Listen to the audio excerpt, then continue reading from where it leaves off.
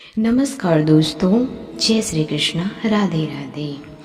पितृपक्ष की कथा। पितृपक्ष में पितरों की कृपा। इस कहानी को सुनने से आप सभी पर पितृपक्षों की कृपा होगी। एक समय की बात है, दो भाई बहन थे। दोनों का विवाह हो चुका था और दोनों के दो दो बेटे थे। बहन विधवा हो चुकी थी और अपने भाई के घर में रहती थी। इस बात से उसकी भाभी बहुत नाराज रहती थी। ऐसे ही पितृपक्ष आया तो भाई बोला, मैं पितरों का दर्पण और पिंडदान के लिए गंगा जी जा रहा हूँ। ऐसा कहकर वो गंगा जी के लिए चला गया। भाई के जाते ही भाभी ने बाहर खेत में ननद और उसके बच्चों के लिए झोपड़ी डलवा दी। अपने बच्चों के साथ वह झोपड़ी में रहने लगी। सुबह शाम के घर जाकर घर का सारा काम कराती थी। बदले में भाभी बचा खुचा खाना उसे दे देती थी। जब भी वह भाभी के घर से आती तो आटा छानने वाला कपड़ा अपने साथ ले आती थी। घर आकर उस आटे में सने कपड़े को पानी में घोलकर चूल्हे पर चढ़ाकर पकाकर बच्चों को देती और कहती, खीर है, खा लो। ऐसे ही समय बीतने एक बार भाभी ने उसे एक कपड़ा ले जाते देख लिया तो बोली, बाई जी, आटा छानने का कपड़ा कहाँ ले जा रही हैं? तो इसे यहीं छोड़कर जाया करो। उसने वैसा ही किया। उस दिन भाभी ने उसे बचा कुचा भोजन भी नहीं दिया और बोली, कल आपकी माँ का श्राद्ध है, बिना बुलाए तो आना मत। हाँ, आंगन में लगा ये पीपल का पेड़ अगर अपनी जगह से हिले तो आ जाना। ये सुनकर वो बेहद दुखी हुई और रोती रोती अपने घर चली गई। घर पहुंची तो बच्चे बोले, माँ भूख लगी है, कुछ खाने को दो। वह बच्चों को बोली, बेटा आज हम सबका उपवास है, भूखे ही सो जाओ। अगले ही दिन बच्चे बोले, मामी ने कहा था कि आज नानी का श्राद्ध है तो चले वहाँ चलते हैं। तो वह बोली, बेटा मामी ने कहा था आंगन का पीपल का पेड़ अगर अपनी जगह से हिले तो आ जाना। तुम बताओ, कभी पेड़ हिलता है क्या? पत्ते हिलते हैं, टहनियाँ हिलती है, कभी पेड़ को हिलते देखा है? उसने बच्चों को समझाया कि बिना बुलाए नहीं जाना चाहिए।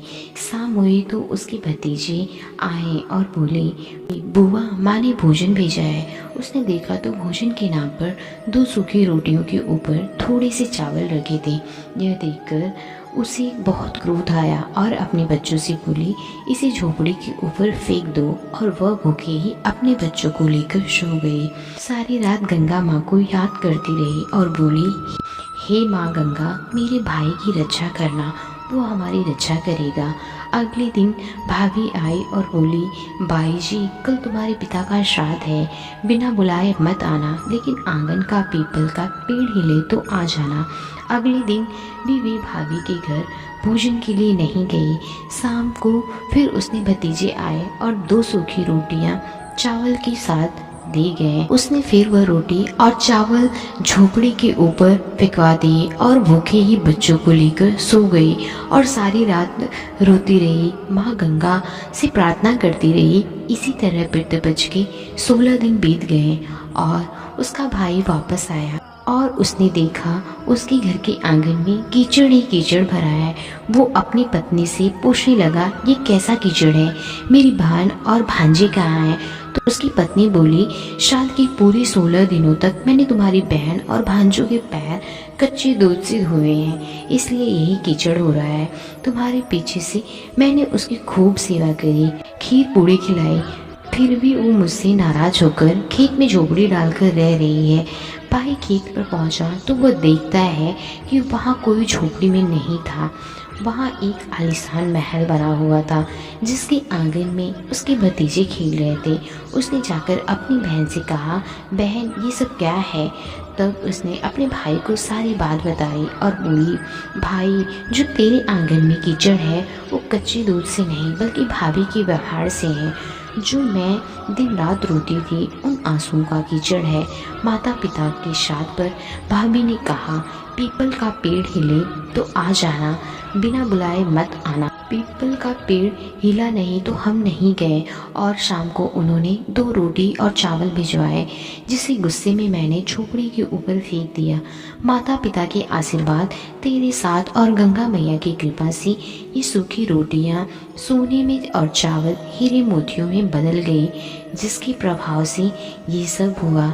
भाई ने अपनी बहन से अपनी पत्नी की गलती की माफ़ी मांगी और घर चलने को कहा। तब बहन बोली, भाई गंगा मैया ने तेरी रक्षा करी तो हमारी रक्षा करेगा, लेकिन अब हम यहीं रहेंगे। ये सुनकर भाई ने अपने माता पिता को याद किया और बोला, मेरे पितरों जैसे मेरी बहन और भांजों की रक्षा करी, उनके दुख काटे वैसे सबकी काटना, सबकी रक्षा करना।